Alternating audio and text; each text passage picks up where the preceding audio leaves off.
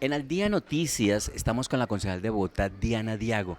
La situación de los indígenas en Bogotá, concejal. Bueno, preocupa que los indígenas llevan mucho tiempo, años, en el Parque Nacional y esta administración tampoco ha hecho nada. Y yo denuncié hace unos días que ya hay 119 procesos por parte del ICBF para restablecer los derechos de los menores de edad. ¿Por qué? Porque se presentan abusos sexuales, porque se presenta violencia intrafamiliar, porque hay indigencia en los niños y otros casos. ¿Y qué pasa? Que incluso los pueden dar en hasta en adopción. Entonces, ¿quién responde? ¿Qué va a pasar? Los niños se están bañando en caños, duermen debajo de plásticos. Necesitamos que el gobierno distrital hable con el gobierno nacional, pero sobre todo que se tomen decisiones radicales, pero para mañana es tarde. ¿Pero esto es más del resorte del gobierno nacional o de también el gobierno distrital tiene responsabilidad en darle una solución y respuesta a esta problemática? Están en Bogotá. Y al estar en Bogotá, la ciudad tiene responsabilidades con los indígenas. Están en centros transitorios, como las UPIs, y entonces nosotros no podemos permitir que los niños sean violados, que los niños sean abusados, que los usen para indigencia, porque están en Bogotá. Y en Bogotá debe imperar la ley, en Bogotá debe existir la institucionalidad. Bueno, pero la administración dice que ha estado trabajando para darles respuesta a estos indígenas. Yo creo que esto no es suficiente. Si fuera tal el trabajo que se haría, pues no se estaría permitiendo lo que se está permitiendo hoy en el Parque Nacional. Como le digo, ya hay denuncias gravísimas y aquí no podemos seguir con los ojos cerrados. Porque habrá sido tan difícil que incluso en el gobierno de Claudia López también se intentó que ellos se regresen a sus territorios. ¿Alguien los patrocina o los invita a permanecer en Bogotá? Pues yo creo que sí los invitan a permanecer en la ciudad. De hecho, muchos se quieren quedar, pero otros también se quieren ir. Y no hay garantías. Es que miren lo que está pasando en Colombia. La seguridad está totalmente deteriorada. Y para todo proceso se necesita de seguridad, para que puedan estar en sus territorios, para que puedan tener esos traslados, pero sobre todo de forma segura. Entonces necesitamos que el gobierno nacional cumpla lo que prometió en campaña. ¿A quién le interesa que ellos permanezcan en Bogotá? Mire, yo creo que esto no es de intereses, eso es de salvaguardar la vida y según lo que yo tengo información y lo que hemos, en los trámites que hemos adelantado, los derechos de petición que hemos enviado, nos dicen que los indígenas no se sienten seguros en sus territorios, pero no estar seguro, no es estar seguro debajo de una bolsa en el Parque Nacional, eso no es seguridad para nadie. Entonces necesitamos que el gobierno nacional y el gobierno estatal tomen decisiones.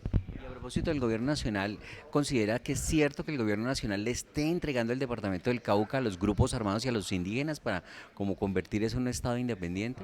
Sin duda alguna, lo que está pasando con las disidencias de las FARC es absolutamente preocupante.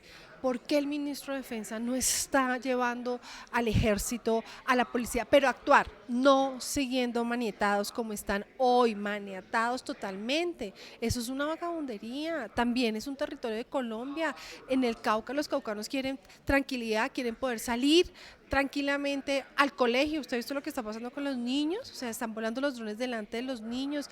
Cuando empiezan los bombardeos, los profesores les decían a los niños cómo ocultarse. ¿Esto qué? ¿Eso es Palestina o es Colombia?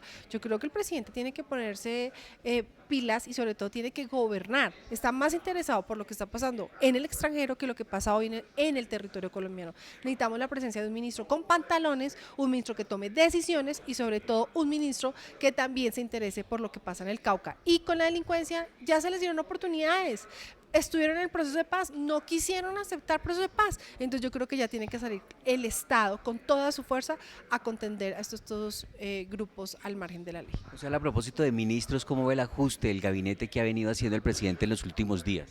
La verdad yo soy muy crítica del gobierno de Petro.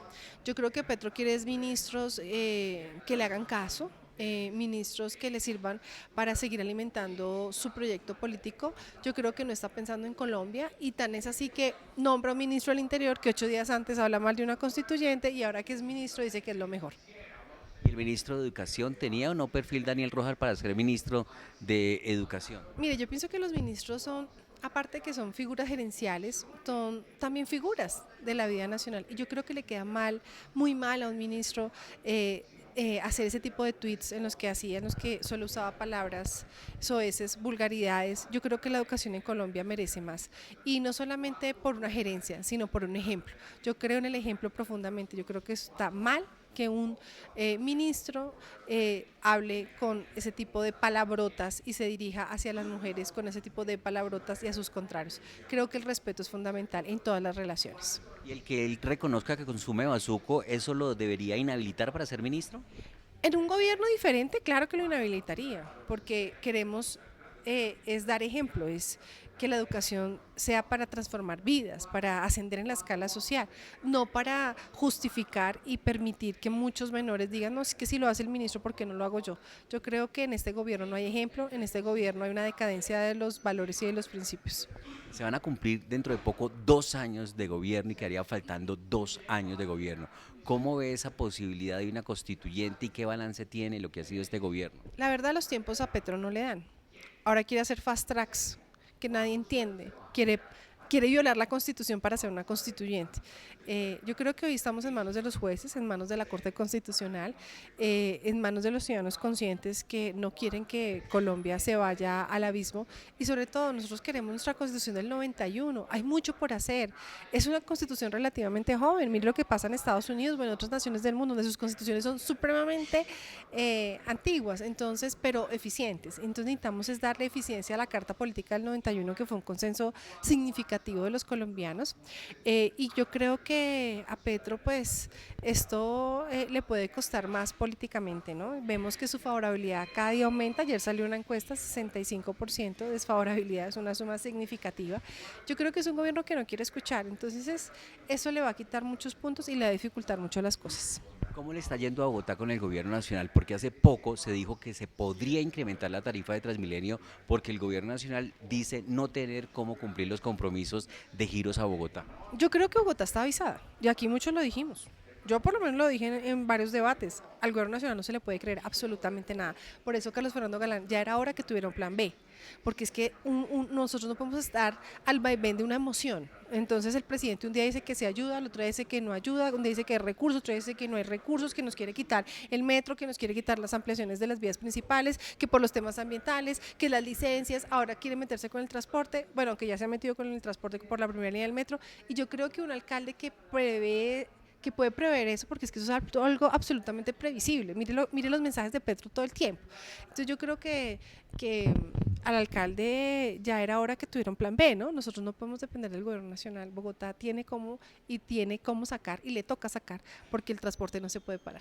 ¿Sigue pensando que Galán todavía no arranca con la alcaldía? La verdad yo veo un alcalde muy pasivo, un alcalde donde quiere hacer las cosas políticamente correctas y eso está bien, pero también tiene que tomar decisiones y sobre todo tiene que mostrar liderazgo. Concejal, muy amable. Gracias.